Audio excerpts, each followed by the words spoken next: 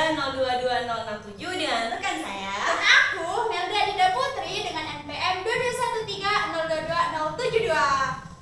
Nah, di sini kita akan membuat alat pendeteksi frekuensi getaran garpu tala menggunakan sensor SW420.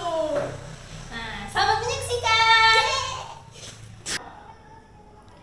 Gelombang bunyi merupakan gelombang longitudinal yang terjadi karena perapatan dan perenggangan dalam medium gas, cair, dan padat. Nah, gelombang itu dihasilkan ketika sebuah benda seperti garpu tala atau senar biola yang digetarkan dan menyebabkan gangguan kerapatan medium. Nah, sementara garpu tala adalah sebuah alat yang berbentuk seperti huruf Y dan beresonansi pada frekuensi tertentu bila dihentakkan pada suatu benda. Nah, garpu tala hanya bergetar pada satu frekuensi. Misalnya, tangga nada A dengan frekuensi 426 Hz, sementara untuk tangga nada C dengan frekuensi 512 Hz dan tangga nada D dengan frekuensi 288 Hz. Nah, sementara untuk pengertian frekuensi itu sendiri adalah jumlah getaran yang terjadi dalam satuan waktu yang dinyatakan per detik atau banyaknya gelombang yang dihasilkan tiap detik. Nah, menurut buku praktis belajar fisika dijelaskan bahwa frekuensi adalah kuantitas dan jumlah pada getaran yang mampu untuk menghasilkan dalam interval waktu 1 detik. Nah, sehingga kami membuat sebuah alat untuk mendeteksi frekuensi getaran garpu tala dengan menggunakan sensor SW420 dan Arduino Uno.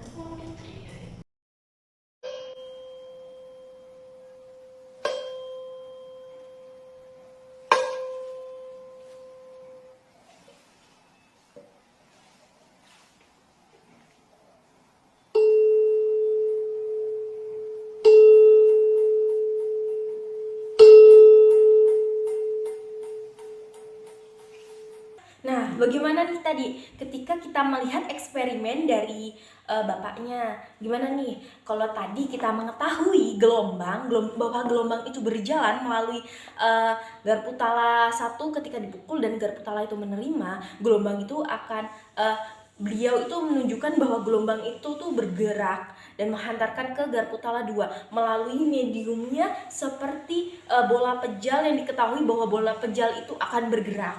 Nah, kali ini kita akan mengeksperimen bahwa garpu tala 1 dan garpu tala 2 ini akan mempunyai frekuensi. Nah, kenapa kita mau menggunakan dua garpu tala? Karena pada garpu tala 1 ini ketika kita pukul maka dia akan menghantarkan gelombang pada garpu tala kedua. Seperti apa sih? Mari kita coba.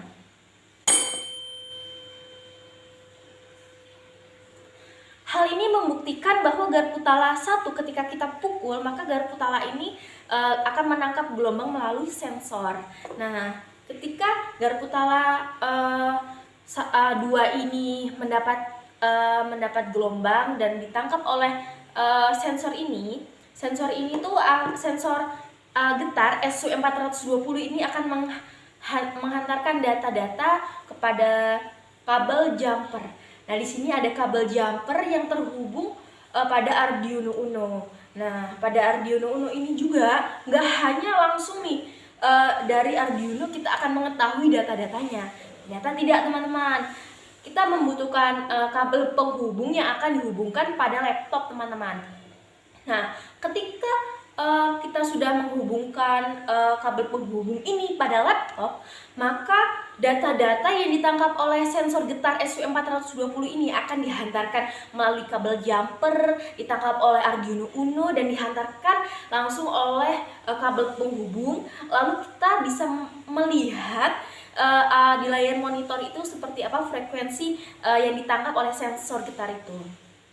Nah, jadi di dalam laptop layar monitor itu tidak hanya bisa menangkap, teman-teman. Ternyata kita juga itu tuh harus mengcoding dengan menggunakan aplikasi Arduino Uno IDE 2 221.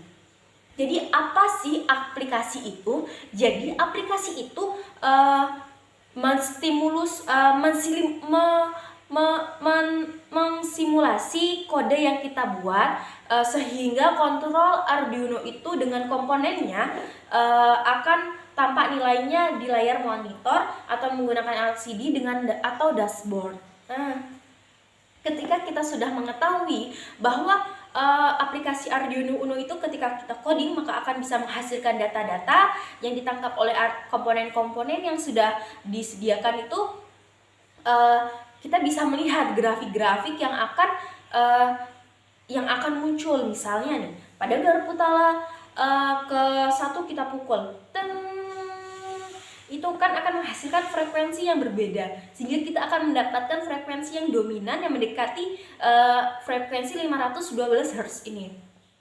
Nah, kenapa harus frekuensi yang sama? Misal nih, ketika frekuensi garpu tala 1 ini 512 Hz dan garpu tala 2 288 Hz. Di sini ketika garpu tala ini kita pukul, teman-teman, ini kan nilai maksimumnya hanya 512 Hz. Nah, di sini nilai maksimumnya hanya 288 Hz. Dan bagaimana mungkin dengan penghantaran 512 Hz bisa ditangkap 512 Hz juga di garpu tala 288 Hz? Itu kan gak mungkin ya, karena frekuensi garpu tala 2 ini hanya bisa maksimum yang ditangkap hanya 288 Hz. Nah, ketika garpu tala ini dicoba dengan frekuensi yang sama, kita akan membuktikan bahwa garpu tala 1 ini akan benar mempunyai frekuensi yang dominan, yang hanya maksimumnya hanya mempunyai 512 Hz, tidak lebih dan bisa kurang. Kenapa? Karena kan gelombang itu ada tinggi terus rendah. Nah, dari nada tinggi, nada dominannya itu kita akan mengetahui seberapa tinggi sih, seberapa dominannya garpu tala ini. Nah, mungkin itu saja tentang alat-alat yang diperagakan. Baik, terima kasih. Nah, pada percobaan kali ini kita memakai alat dan bahan 2 buah garpu tala, 1 buah sensor SW420, 1 buah Arduino Uno, 3 buah kabel jumper, 1 buah alat pemukul garpu tala, lalu ada kabel penghubung, dan yang terakhir ada laptop. Nah, lalu kita akan merangkai alat dan bahan seperti ini. Oke, selanjutnya kita akan praktikum. Kita akan memukul salah satu dari garpu tala dan nanti akan merambat getarannya melalui udara dan akan merambat ke garpu tala satunya. Selanjutnya getarannya seperti ini. Selanjutnya getarannya akan terdeteksi oleh sensor SW420 dan akan ditampilkan melalui aplikasi Arduino IDE.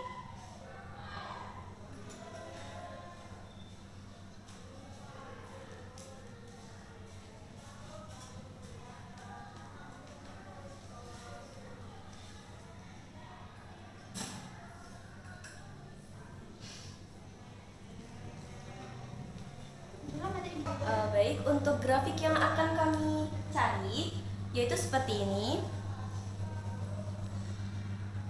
Dan untuk praktikum yang telah kami lakukan tidak jauh beda dari grafik yang ada di jurnal, yaitu seperti ini. Dan telah membuktikan bahwa praktikum yang kami lakukan itu berhasil dan alat yang kami buat itu berhasil. Saya akan menjelaskan mengenai grafik yang telah kami peroleh, di mana kami menggunakan alat yang berfungsi untuk mengukur frekuensi getaran garpu tala menggunakan sensor SW420. Dan setelah kami beberapa kali melakukan percobaan, kami mendapatkan frekuensi dominan dari salah satu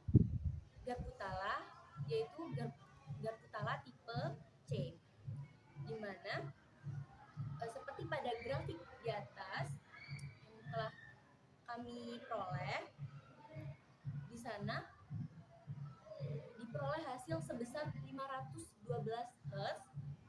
Ini berarti bahwa dalam percobaan yang telah dilakukan telah membuktikan bahwa alat kami berhasil.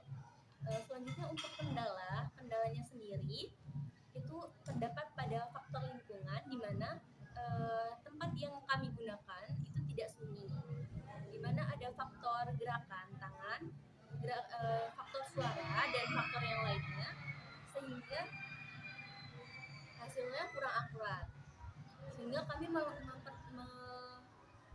memerlukan serangkaian percobaan. Untuk selanjutnya, kendala selanjutnya kami tidak bisa membandingkan garpu tala tipe C yang telah kami peroleh hasilnya dengan garpu tala yang lainnya, disebabkan karena aplikasi yang kami gunakan terdapat disconnection, sehingga kami tidak bisa mendeteksi alat yang. Terima kasih semuanya. Sampai jumpa di Opti.